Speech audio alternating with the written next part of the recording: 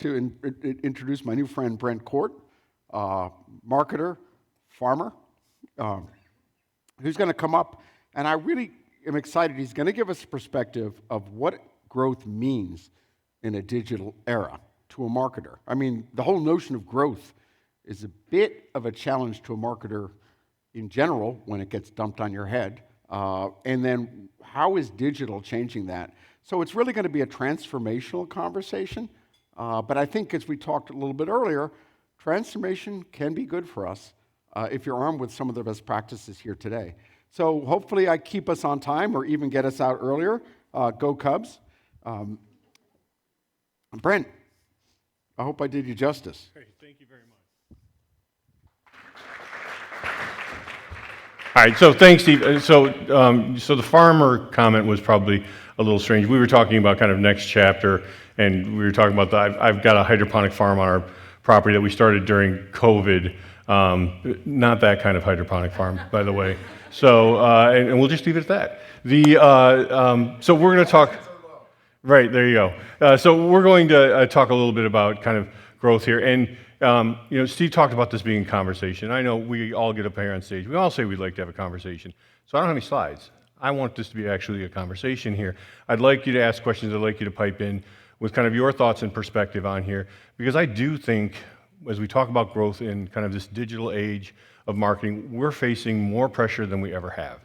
And as AI is really coming to bear on us, it increases the pressure on us. Here, actually, every digital transformation we've gone through since 1995 has promised this new growth for us as marketing. So, I'm an old dude, so I actually remember floppy disks. And I remember jamming all the marketing materials in Word documents loading them onto 25 floppy disks, and then having somebody copy them 600 times and sending them out to financial advisors at the bank I was working at. And I had to do that quarterly. And that was going to be the marketing effort that was going to help all these financial advisors grow. Then I went out and visited them, and they didn't know where they went. Matter of fact, I wasn't sure they actually knew how to turn the computer on. They didn't know how to read the Wall Street Journal, and they knew where that their feet went up on top of the desk. So they had those two skills down. And so, we've been through floppy disks, we've been through email, we've been through social media, we've been through all of these transformational digital types of products that have come out over time, and they've all been single-threaded, right? Each one has been individual here, to the point where now we're at this point where it's not single-threaded anymore. We're almost to the point of an end-to-end kind of digital ecosystem. It's easier to say in our jobs now what's not digital versus what is in this journey.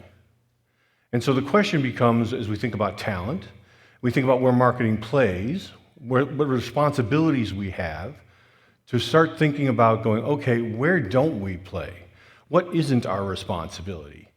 So from my point of view, from where kind of I sit, I spend more time thinking about, okay, what is my responsibility in the service ecosystem, in the operational ecosystem, in product and product development, in distribution, not just the creative aspect of marketing, not just the digital part of, the social media aspect of what we do. And so when I get, technology partners, like many of you who are in the room here, I'm not thinking necessarily about the product that you have developed, the solution that you've tried to create. I'm thinking about where does that fit across everything that I have to play in our enterprise, and how is that going to move us forward from a growth perspective?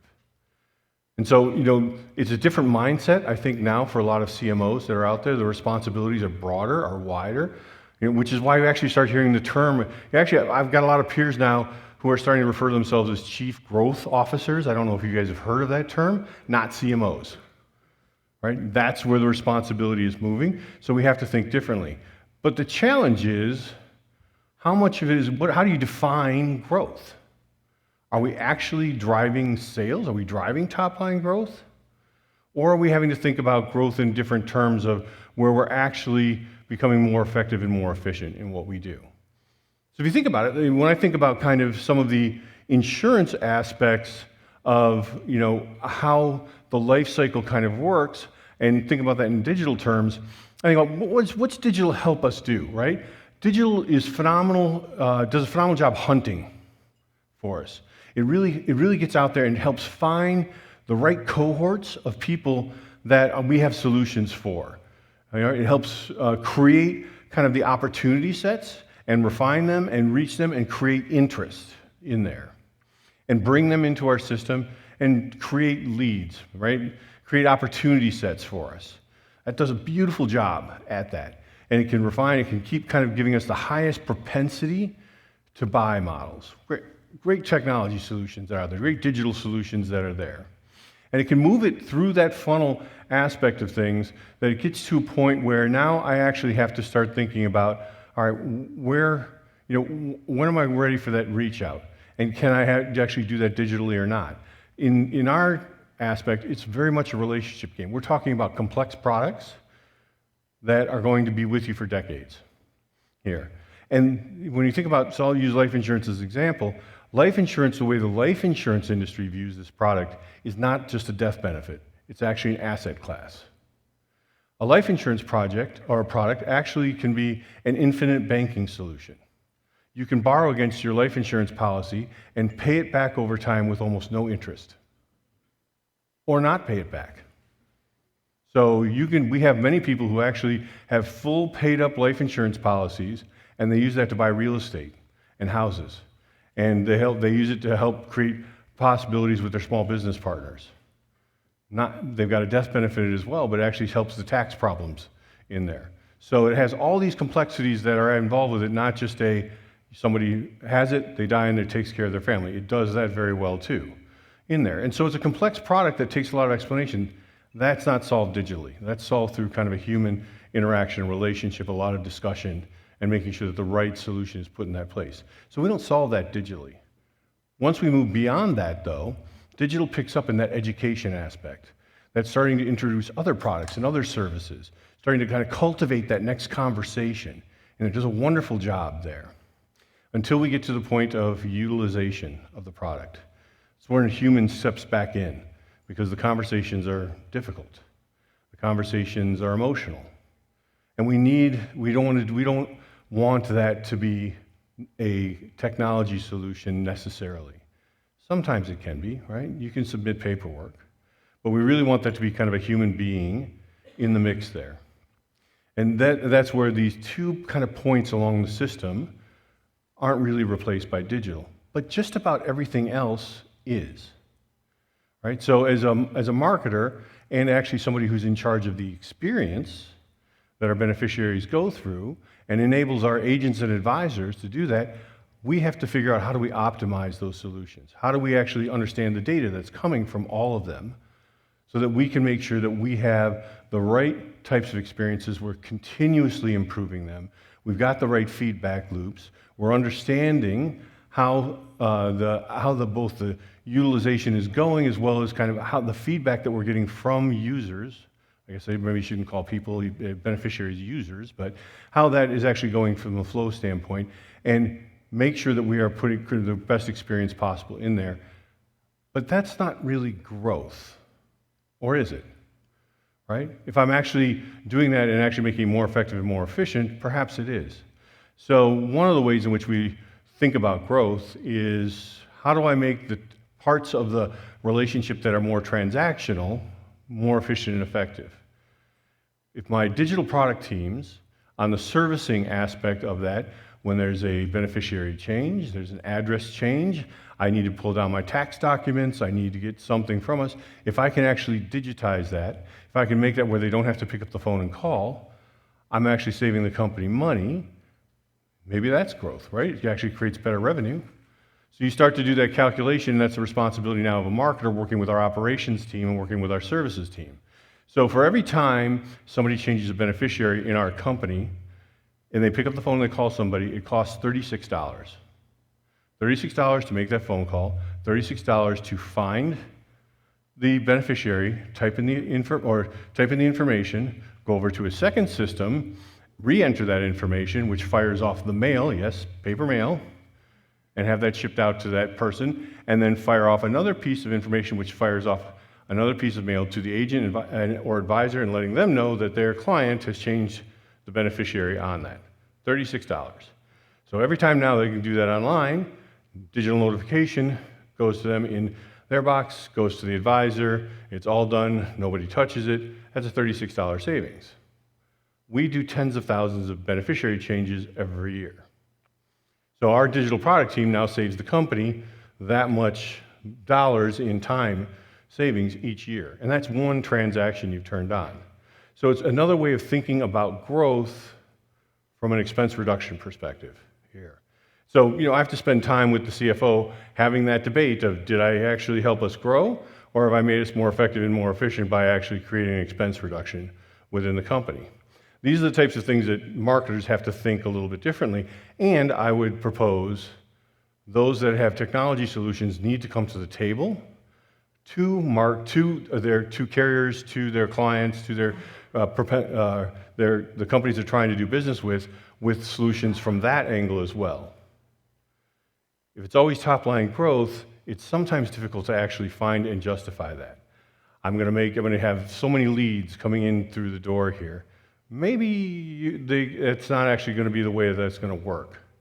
But if there are other ways where you can actually reduce expenses in there, that's as good as another way of looking at growth for us. So we think a lot about kind of a make us more effective, make us more efficient. One of the things that I talked about yesterday when I was up here we have a conundrum with technology, and that the pace of expense growth in technology is growing faster than our revenue growth is. It's a math problem that we're dealing with, and I would be willing to bet that most of your companies are dealing with the same math problem we are, if you ask your CFO. And that's getting tighter and tighter on the curve, and people are having to take a look at, okay, so this promise of becoming more effective through AI and becoming more effective through technology utilization, we have to figure that out. Is it a reduction in headcount? None of us really want to do that. Is it we're going to go faster than our need to actually reduce headcount, therefore we're going to be able to do more with the same amount of people, so our unit cost gets better? That's kind of the hope. That hasn't come true for the most part yet. And there are a lot of technology companies that are starting to talk about how much they've reduced headcount yet, and it's because of AI. Well, there's a lot of questions around, were they actually just a little bloated from a headcount standpoint, and they needed a way to kind of get rid of the headcount, and their excuse was, well, now it'll force us to use AI because I had to get rid of these 5,000 technology developers or whomever it was, and so I did it, and I'm just going to say, well, AI actually made us a better company, and that's really maybe not the case. So, there's a lot of questions on how are we going to get this promise kind of realized here, because we need to do it at some point. So, that's something to kind of think about. If you're a solution provider, it's certainly something your senior management teams are thinking about a lot right now, because we know that there's opportunity that really is out there. And so from a marketing perspective, as I think about digital, we're seeing kind of the integration of a lot of technologies that are starting to work better together here. Question that I have is, do I go out and look at single point solutions, or do I try to look for a platform that will have everything together? So am I going to go all in on Adobe? Am I going to go all in on Salesforce and become that shop? Or am I going to find a solution at each part of the way? Because I'm hearing from all those providers that one works or another works, or one doesn't work and the other ones don't work here, and I'm not sure which direction to go. If I go all in on Adobe, it's really hard to walk away from Adobe in a couple of years once I've integrated it, right? If I go in with a bunch of single point solutions, now I have a lot of technology to manage there. And my digital leader, it will pull his hair out at some point if I'm not going to hire enough FTE to actually manage all of those solutions here. So there's a lot of things that your teams are having to go through when they're thinking about how do we integrate all of this technology in our MarTech stack that are going to optimize what we do. And what is that going to make us better at? What's the talent I need? Well, I need better analysts. I need people who can actually understand the data that's coming through and optimize that data here. And not just the data in the MarTech stack. right? I need people who can understand the data that's flowing across the enterprise in the ops and in the service areas as well, that can bring it into marketing and say, here's what we're seeing come through from your internal sales team across the CRM system here. That means we should be doing X, Y, or Z. They're getting things from their conversations that should affect the way we should be switching our campaign in here because of the inputs they've put in here. So we have to have people who can reach across that data. It's got to be unified here. And that's not something that all carriers, all financial institutions have traditionally had. Some have, some especially in the banking sectors, have probably had that for a long time here. We have to have people who, after the analyst side, who can, we've got to have people who are really kind of thinking through kind of the way in which technology architecture works, not outside the IT side of the house. I mean, the CIO has to be my best friend in many respects, because I need him to understand, or her, what I'm trying to actually accomplish here, and not just think of it from a technology standpoint, but think of it holistically from an enterprise perspective. Historically, CIOs have thought about, this is what this business line needs and this is how much money they have. This is what this business line needs and this is how much money they have. Here's what marketing needs and how much money they have. And I need them to think about, no, this is what we're trying to solve for. This is what we have to actually go solve for here. Because if I have one business line who needs this and the other business line needs this, and oh, by the way, they're the same thing, but one's fallen in love with the silver ball and the other one's fallen in love with the gold ball, I can't have two different things here because they don't work together. I actually need one enterprise system here. Just because one yells louder than the other doesn't mean they win here. And so we're having to get better at that. So it's a really complex kind of ecosystem that we're working in now, I think, as CMOs. And as we try to kind of grow, we have to think that through. The other part that we've got to really think through from a growth perspective are a lot of us who work with financial advisors, work with agents, we're working with independent business people. We don't share data with them. They have their own businesses. And as we look at things, we run into a bit of a demographic problem. I hate to say this, but I'll say it. They're all old white men. And they're not getting out of their own way in many respects. They're starting to age out, and they're not going through succession planning as they should be. They're not bringing in younger generations who understand technology better. But we have got to figure out how we are going to augment their practices with technology. We have got to figure out how we're going to actually be able to bring data back to us that we can help them with. And so one of the things that we're figuring out is kind of what's our flywheel to make us a partner of choice to them. That's going to allow us to say, we need your practice to be something where it's too hard for you to leave us. So when you are ready to make that move from a succession plan standpoint, we're really hooked into you. And I think we, and there's companies like LPL Financial, have kind of figured out that technology, digital services are going to be the way to do that. Digital marketing is a part of it, right? So it's not just the operational back office part of things, the trading platforms, the clearing services, it's the marketing aspects of it too. We're going to start to integrate with you. We're going to find ways of creating pipelines of data into your books of business, not because we want to supplant you, but because we want to augment you. Because I can't create 10 of you, but I can scale you. You may not be able to afford to hire X amount of other junior or younger people, but I can figure out ways to kind of help scale your business here, make you more effective and more efficient. Right? Make sure you're actually getting the types of clients that you need to have you reach out to those multi-generational clients that you have. Make sure you're finding the right types of products and services by analyzing the book that you've had with them, reaching out at the right times for them with the right messages. That's what the MarTech stack can do now. So if we can turn that on for them, it's a way of helping them scale their business. That's where suddenly we actually do turn from a expense reduction type of a growth engine to more of a real growth engine. The hard part is getting them to buy into that and not feel like somehow we're trying to get ourselves between them and the client and supplant their business. And that's the hard part, right? We have to continue that. We have to continue to build that trust, which in some cases I find a little ridiculous because we've had relationships with these these advisors and these agencies for decades.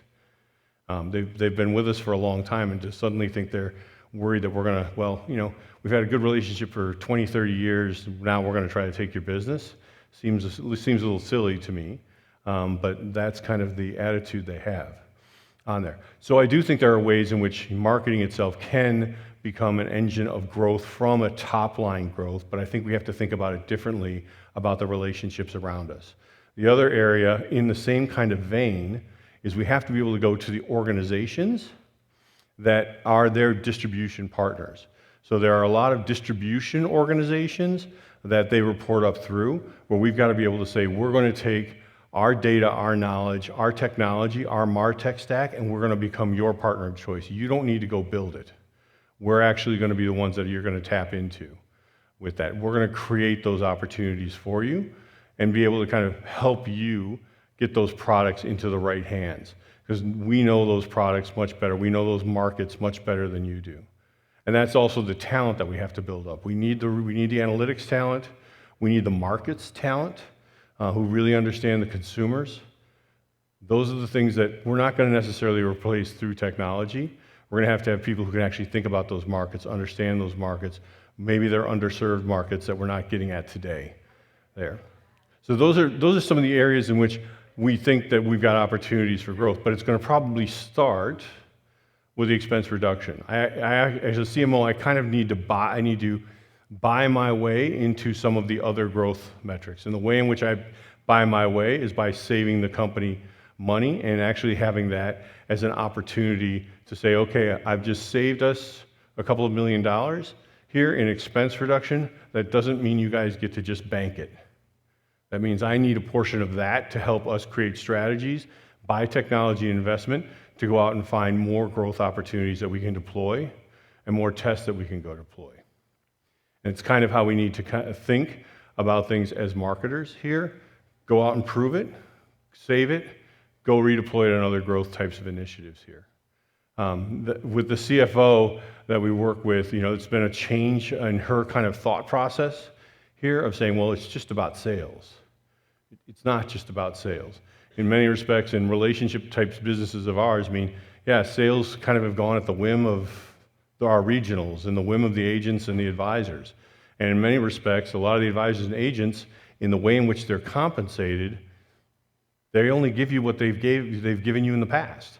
They're not necessarily interested in giving you more if it means they have to do more. And so if you can scale them, if you can prove that you can scale them through your technology, through your marketing efforts, they're going to be very interested in getting paid more for what really feels like about the same type of effort, which is why marketing has to get involved in operations. We call accelerated underwriting app to issue. So we want to compress that timeline. That timeline historically has taken weeks and weeks and weeks.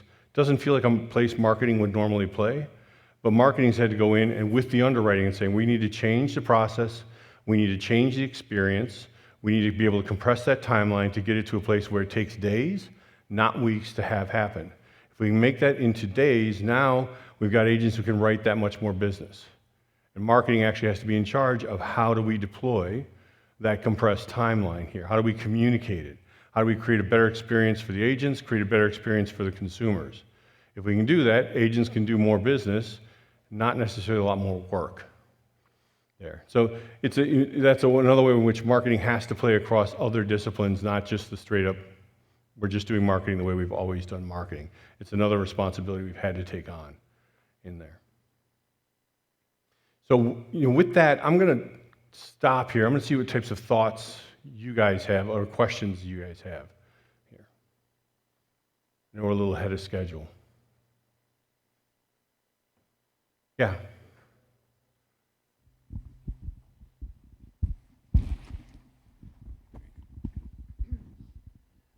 You were talking about the MarTech stacks, whether you want to find it under Adobe or have a lot of little ones that do a lot of different things.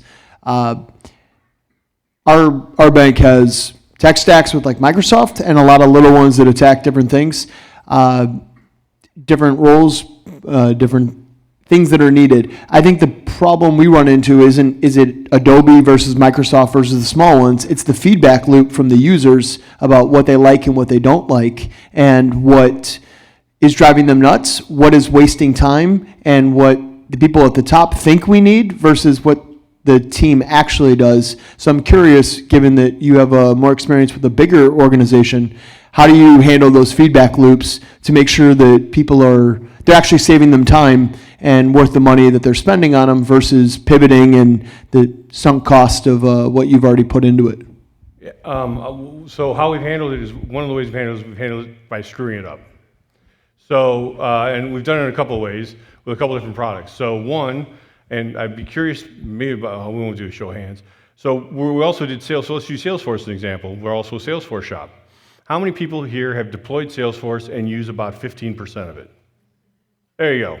So, one of the issues I think most companies have is they fall in love with the dream and the possibility, but the effort it takes to actually fully deploy and utilize a platform that can do all of that is exhausting. And they wear out of trying to actually do that because they quite frankly, I don't think they understand what they're getting into. That was our problem. We have the same problem with Microsoft when I think about the entire 365 universe and all of the tools and everything else it does. So internally, we ran into we don't actually really have a training department in IT. It's just over here in HR, and it doesn't actually focus on technology. So roll out all these cool tools, and the IT team knows how to use them. They're really good at it. And the rest of the organization, not so much. So, and then we have an AI team who rolled out our own LLM, which quite frankly sucked when it first started. We didn't turn on the learning module and everything else, and so everybody abandoned it, and then just started using Copilot. And then we really improved the LLM, so they started calling the LLM Copilot. And so now we have two, and they don't know which one to use. So we renamed this one Scout, and then we have Copilot, and they still call it Copilot. And so it's become one of these things where the training and learning, so we've gotten lots of feedback.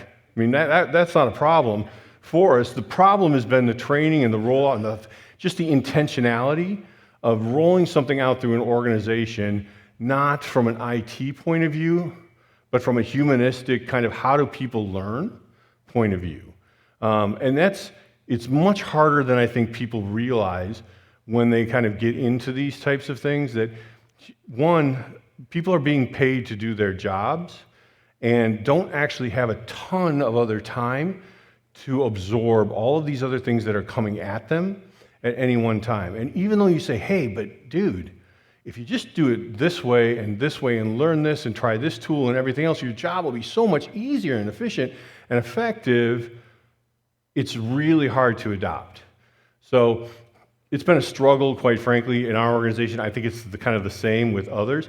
And what's even harder is then having to go back and retrain. And I mean, Salesforce is a perfect example, because then I'll go across the different business lines and go, why is the input for this being done this way, and over here it's being done this way, and you're talking about the same thing, and now I can't actually find what I need because it makes zero sense on there. So yeah, we haven't been very good at that. Yes. Marketing needing to get involved with operations, and we find that to be very much the case even as a small business. I was wondering if you could elaborate a little bit on being a company as large as Americas.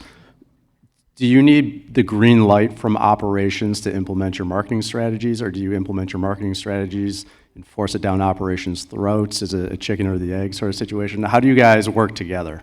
Yeah, it's a great question. So I think we started with a mandate of here's what we're trying to drive as an objective. Our senior team's called a mission team, and so sitting down there and saying, this is the objective we're all trying to drive toward, which means we're going to get involved with what you're trying to do. So when we look at the roadmaps and everything else, we are inserting ourselves. And we did it by pointing out a lot of the things that went wrong prior to that. So we'd roll out a piece of technology in operations, and operations wouldn't have a communication work stream. and advisors and agents and say, wait a second, this actually has to do with my compensation, and I didn't know you were changing this. And there's no voice louder in the room than an agent or an advisor who's not getting paid, right? I mean, the CEO hears about that first, actually, not last. So that actually helps quite a bit with that. So that is kind of how we started, but it became a really quick and easy partnership of saying, hey, this is actually relatively easy to solve for when we just lay out what are the stakeholders in this. Let's get this fixed. We'll get it righted. We're a pretty collaborative company as a whole, and so it became relatively easy to solve for. But it was because of problems we were having to start with. Yeah.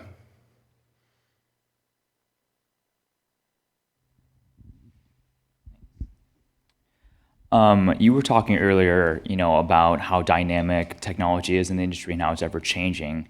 And my question to you is, with how dynamic technology is, what recommendations would you have for leadership to either go all in on a software, such as like Salesforce or HubSpot, or to stay fluid because what they're investing in now might be completely different in 5 years? That's a really hard question, because a lot of organizations will put half a foot in on initiatives, on technology, things like that, because of fear of continuous change. Management teams need to get comfortable with the fact that there is going to be continuous change, and you need to actually make a decision and go. Sometimes you got to make a bet. One of the things is part of kind of a due diligence of any type of, whether it's an initiative, whether it's a strategy you're implementing, whether it's a technology you're using, is getting an understanding of that technology firm and its commitment to continuing to change and adapt, its financial stability and backing, and its willingness to partner with you. So if you're going to work with a company, one that has enough scale and enough kind of revenue generation that you feel good about it, then one of the things you've got to ask is, hey, listen, we're going to have needs. Are you going to listen to us? If you're not going to listen to us, I have no interest in talking with you, right? If you don't understand our industry, I don't have any interest in talking to you.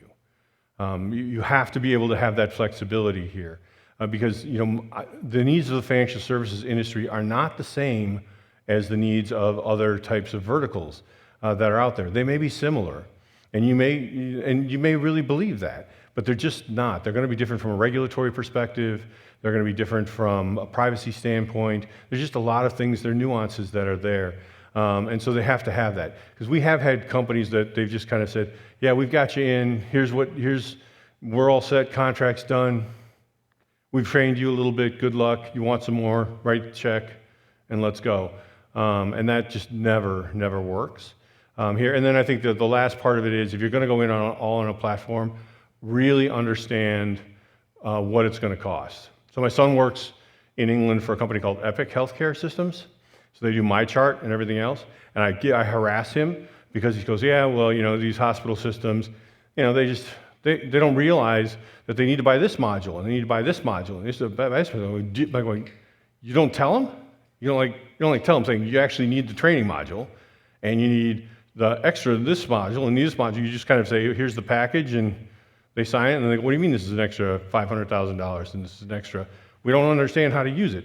Going, Ethan, you guys know this stuff. They don't know this stuff. He goes, well, this is how we're kind of set up. I said, Jesus, you sound like Salesforce, and you sound like, nothing against Salesforce. We're a Salesforce shop. But yeah, say Salesforce. And so it's, they just being transparent up front, like going, we're coming into you guys. We actually know our stuff. You don't know it. You're going to need all this extra stuff. So the base package is not going to work for you. You're going to have to buy all this stuff. And guess what? A year and a half from now, you're going to realize you still don't know all this stuff, and you're going to need that too. You're going to need more. Sorry, it's going to cost you.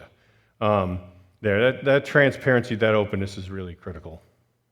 So it's a way of saying I do believe that there's a blend of jump in, go in with some good partners that have full platforms, and then you have to find some kind of nuanced smaller ones as well. I mean, half the time the platform is going to buy them in 2 years anyway. Other questions? Yeah.